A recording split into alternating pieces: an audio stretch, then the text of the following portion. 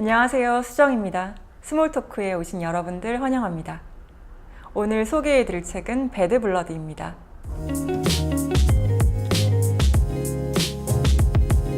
책의 표지는 검은색이고요. 이렇게 제목이 붉은색으로 쓰여져 있습니다. 테라노스의 비밀과 거짓말, 이게 부제인데요. 여기까지 보면은 스릴러 소설 같지 않나요? 안을 한번 살펴볼까요? 저자는 존 키리루라는 사람입니다. 월스트리트 저널의 탐사보도 전문 저널리스트라고 하는데요. 그러니까 지금 우리나라로 따지자면 뭐 그것이 알고 싶다나 PD수첩처럼 어떤 고발 프로그램을 이렇게 글로 쓰는 사람인 거죠.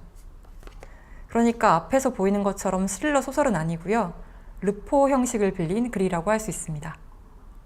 이 책은 테라노스라는 회사와 테라노스의 창업자이자 CEO인 엘리자베스 홈즈의 이야기를 담고 있는데요. 책 소개하기 전에 먼저 테라노스가 어떤 회사인지 좀 알려드릴게요. 테라노스는 미국의 실리콘밸리에서 각광받던 메디컬 벤처 기업이었습니다.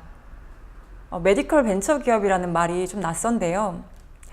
그러니까 단 한 방울의 피로 250가지의 병을 진단할 수 있는 키트를 만들어서 이것을 다른 여러 회사들, 제약회사를 포함한 중소 체인점들에 판매를 하려던 계획을 세운 회사였고요. 엘리자베스 홈즈는 이 회사를 19살 때 시작한 천재로 알려지던 인물이었습니다. 제2의 스티브 잡스라는 수식어가 그녀를 따라다녔습니다. 테라노스는 10조 원의 가치를 가진 기업으로 평가를 받았고요. 한때 직원 수는 800명, 심지어 외부 투자자들에게 받은 펀딩 금액만 9천억 원이 넘었습니다. 문제는 이런 투자를 받을 때 내세웠던 그 기술들이 모두 사기이자 허상이었다는 것이죠. 흥미롭지 않나요? 왜 이 실리콘밸리의 똑똑한 투자자들이 이들에게 말려서 이런 손해를 보게 됐을까요? 왜 잘못된 결정을 내리게 됐을까? 저는 오늘 이 책을 통해서 우리가 왜 잘못된 결정을 하게 되는지에 대한 얘기를 좀 해보려고 합니다. 제가 이 책을 선택하게 된 건 제가 원래 이 사건, 사고들에 관심이 좀 많거든요. 미국의 경우에는 가장 큰 사기 사건이 버나드 매도프의 폰지 사기 사건이었고요. 한국 같은 경우에는 최대 규모의 다단계 사건들이 있었죠. 그런데 이 테라노스의 경우에는 앞선 폰지 사기 사건이나 다단계 사건과 달리 신기술이라는 것이 있었는데도 불구하고 이렇게 속을 수밖에 없었던 것. 왜 검증을 하지 않았을까 또 이런 의문이 들지 않나요? 테라노스의 투자자들은 보통의 투자자들은 아니었습니다. 여러분들 제일 많이 아시는 유명한 기업가로는 루퍼트 머독이 있고요. 헨리 키신저, 또 조지 슐츠 같은 미국의 정부에서 일한 주요 인사들도 있었습니다. 그거 외에도 기업가들도 여기에 투자를 했습니다. 월그린의 CEO라든가 세이프웨이의 CEO. 이들은 각자 자기 분야에서 아주 성공을 거둔 투자가들이자 CEO였는데요. 왜 이런 스타트업 기업의 사기극에 휘말리게 됐을까? 좀 재밌게 봐야 될 점은 이렇게 주인공인 엘리자베스 홈즈인데요. 엘리자베스 홈즈는 19살에 스탠포드를 자퇴하고 자신의 꿈을 위해서 이 스타트업 기업인 테라노스사를 창업한 여성입니다. 여기까지 얘기를 하면 이 엘리자베스 홈즈가 엄청난 미인이고 이런 매력을 통해서 많은 투자자들을 끌어들였을 것 같다라는 어쩌면 이런 선입견을 가지실 수도 있을 것 같은데요. 반은 맞고 반은 틀렸습니다.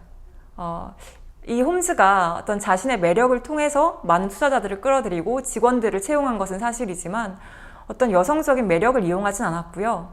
아주 특이한 매력이 있었다고 해요. 첫 번째 그 매력으로는 106쪽에 그런 얘기가 있는데 한번 볼게요.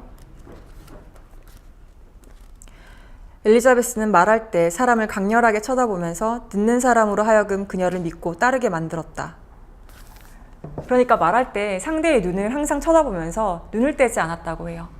그리고 자신의 비전을 항상 자신감 있게 설명했다고 합니다.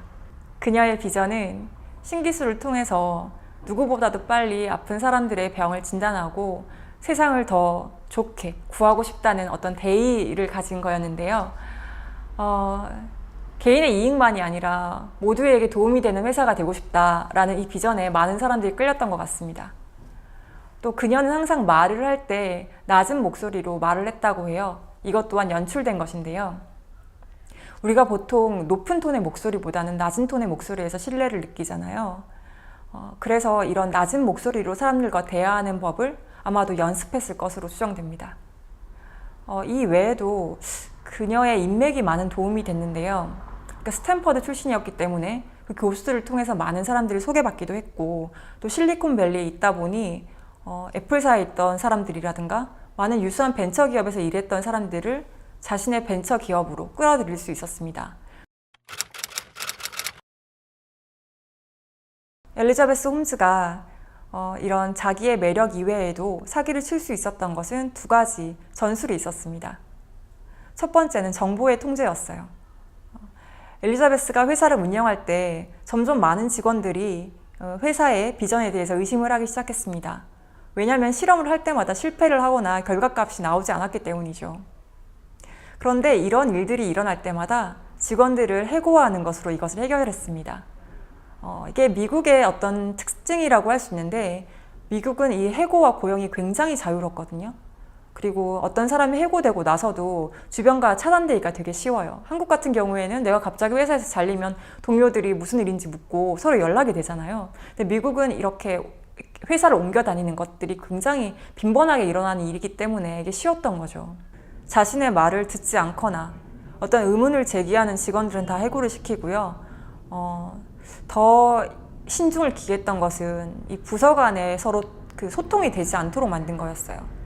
예를 들어서 개발팀과 또는 영업팀, 이 두 그 부서 간에 소통이 돼야지 서로 일이 업그레이드가 되잖아요. 예를 들어서 영업팀에서 뭔가 이런 기술적인 게 더 있었으면 좋겠어요 라든가, 또 우리가 홍보할 때 이런 것들이 필요해요 라고 요청을 했을 때 개발팀에서 그거를 제품을 만드는데 그 의견을 반영을 시켜야 되는데 이런 것들이 전혀 이루어지지 않았던 거죠. 제 생각에는 이런 것들이 서로 알려지면 어디에 문제가 있는지 금방 드러나기 때문에 모든 소통은 자기를 통해서만 하게 하고 다른 제3자들끼리는 서로 소통을 하지 못하게 만들었던 것 같아요. 이렇게 홈즈는 자신의 회사를 통제하기 시작합니다. 두 번째 전술은 그 외부의 계약권에 의해서인데요. 그 대단한 기업의 CEO들이 홈즈와 이 계약을 할 때 왜 속아 넘어갔는지에 대해서 저는 너무 궁금했거든요. 근데 이게 그러니까 어떤 회사든지 그 실무자가 있고 또 이 결정을 하는 그 권력자, 권위자가 있잖아요. 근데 홈즈는 항상 자신의 지위를 앞세워서 이 권위자들이랑만 얘기를 했던 거죠. 문제는 우리가 보통 어떤 일이 발생했을 때 제일 먼저 알아차리는 사람들은 실무자잖아요. 근데 이 실무자들이 그 위험 신호를 감지하고 위에 보고를 했을 때도 이미 홈즈의 매력에 넘어간 그 결정자, 이 의사 결정자들은 전혀 그 얘기를 들어주지 않았던 거죠. 오히려 그 실무자들을 그 프로젝트에서 배제시키기 시작합니다. 이 물론 홈즈의 의견이었기 때문에 의견을 따라서였어요. 또 하나 주목해야 될 점은요, 이게 실리콘밸리의 스타트업 기업들에 대한 얘기인데요. 당시만 해도 이 그 벤처 기업의 버블이 아주 엄청난 상태였어요. 구글, 페이스북, 트위터의 성공으로 모두가 이 스타트업 기업으로 달려들던 상황이었습니다. 많은 사람들이 학교를 자퇴하고 이런 스타트업 기업을 차리기도 했고, 당시에 동부에서 서브프라임 모기지로 인해서 타격을 받은 많은 투자가들이 더 이상 이 금융에 투자하지 않고 신기술에 투자하기 위해서 실리콘밸리로 몰려오고 있던 상황이었던 거죠. 또 이들은 당연히 그렇게 생각했습니다. 어떤 그 벤처 기업은 리스크를 안고 있을 수밖에 없고 신기술은 과장되기 마련이다. 그래서 이 프레젠테이션을 보고도 그 목표치가 어느 정도 과장은 되어 있을지언정 충분히 가능할 것이라고 생각을 했었습니다. 물론 애플사도 마찬가지였어요. 애플도 초기에는 굉장히 과장되어 있었거든요. 그래서 이러한 배경을 등에 업고 테라노스사는 계속해서 성장을 하게 됩니다. 이것이 들통이 나게 된 것은 그 내부 직원들과 해고된 직원들의 제보 때문이었는데요. 이러한 고발 때문에 의심을 사게 돼서 2015년 말부터 서서히 테라노스사는 무너지기 시작합니다. 그리고 그 무너진 거의 결정판이 바로 이 책이었죠. 그러니까 이 책을 보면 제가 앞서 이렇게 설명을 좀 해드렸는데 우리가 왜 잘못된 결정을 하게 되는지에 대해서 나와 있어요.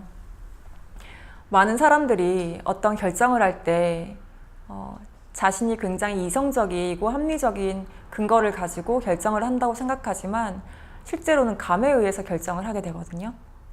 여기 나와 있는 수많은 투자자들과 그 대단한 교수들도 마찬가지인 것 같습니다.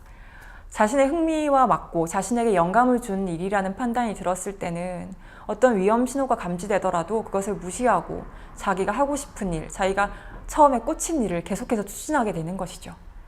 그 점을 이 엘리자베스 홈즈가 잘 이용했던 것 같습니다. 진짜 재밌는 건 그거죠. 여기 아까 제가 루퍼트 머독이 투자를 했다고 했잖아요. 루퍼트 머독을 아시는 분들이 있을지 모르겠는데, 그러니까 루퍼트 머독은 대단한 언론 재벌이에요. 엄청난 재산을 가지고 있는 사람인데, 이 사람이 여기에 1,000억을 투자했거든요. 1,000억을 투자했는데 이 사기극이 밝혀지고 난 후에 다 손실 처리를 해버렸어요. 자신의 주식을 1달러, 한 주당 1달러로 해서 모두 다 처분을 해버렸죠. 근데 이 손실 처리를 하면 1,000억이 그냥 다 날아갈 것 같잖아요. 근데 이 경영자는 진짜 좀 다르더라고요. 이걸 손실 처리를 하면 이것 때문에 자기가 손해를 본 것으로 인지가 돼서 세금을 감면받을 수 있대요. 그러니까 1,000억을 다 손해본 게 아닌 거죠. 일찌감치 손절을 함으로써 다른 쪽에서 보전을 했다고 보시면 돼요. 지금 엘리자베스 홈즈가 뭘 하고 있냐고요? 찾아보니까 가장 최근의 소식이 약혼을 했다는 소식이더라고요. 2019년 4월에 호텔 체인을 가지고 있는 그 호텔 체인 사업가의 상속남과 무려 27세의 연하남과 약혼을 했다는 소식이었습니다. 이게 좀 이렇게 속된 말로 이런 말 하면 안 되는데 하여튼 좀 그런 것 같아요.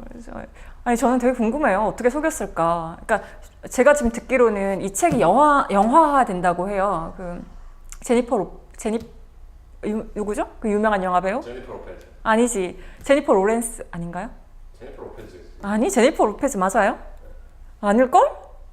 그러니까 이 책이 지금 영화화 되고 있다고 해요. 주인공은 제니퍼 로렌스고요. 감독은 빅쇼트 그 영화 보신 분 계신지 모르겠는데 그 감독이 이 사기극을 영화로 만들고 있다고 하는데요. 그렇게 되면 본인이 저지른 이 사기극이 전 세계에 알려지는 거잖아요. 근데 이 상황에서 어떻게 그런 또 부자 연하남을 꼬셨을까요? 그리고 그 부자 연하남은 자기의 약혼자가 이런 사기꾼이라는 게 괜찮은 걸까요? 하여튼 저는 한번 만나보고 싶어요. 이 엘리자베스 홈즈라는 사람이 얼마나 카리스마 있고 얼마나 매력이 있는지 되게 궁금해지더라고요. 이 책을 읽으면서. 네, 그 정도 능력이면 뭘 해도 먹고 살 수 있을 것 같기도 해요. 사기치는 법 이렇게 강의하면서. 그러니까 이 책이 전체적으로 사기에 대한 내용이긴 한데 저는 좀 경영학에 관심을 있는 분들이거나 조직이나 의사결정에 관심이 있는 분들이라면 한번 좋은 그 예시로서 좋은 케이스 스터디로서 한번 공부해 볼 수 있는 만한 한번 공부해 볼 만한 가치가 있는 책인 것 같습니다. 오늘의 스몰 토크 여기까지 하겠습니다. 함께 해주셔서 감사합니다. 구독하기, 좋아요 부탁드립니다.